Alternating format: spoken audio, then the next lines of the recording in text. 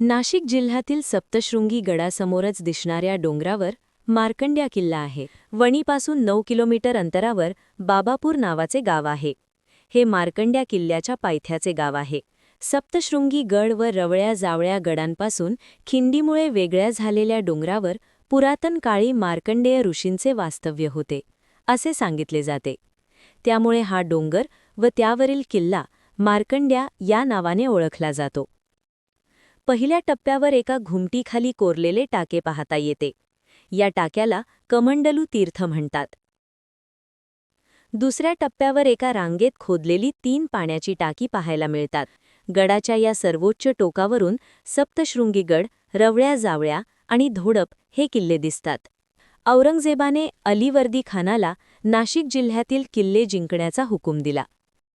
गडाच्या सर्वोच्च टोकावर मार्कंडेश्वराचे मंदिर आहे. मंदिरात मार्कंडेय ऋषींची मूर्ती व शिवलिंग आहे. इसवी सन 1639 मध्ये अलीवर्दी खानाने सप्तशृंगीगड, मार्कंड्या, रवळ्या जावळ्या, धोडप हे सर्व किल्ले जिंकून घेतले. वणी दिंडोरीच्या लढाईनंतर नाशिक परिसरातील किल्ले शिवाजी महाराजांनी जिंकून घेतले. त्यात मार्कंड्याचा समावेश होता.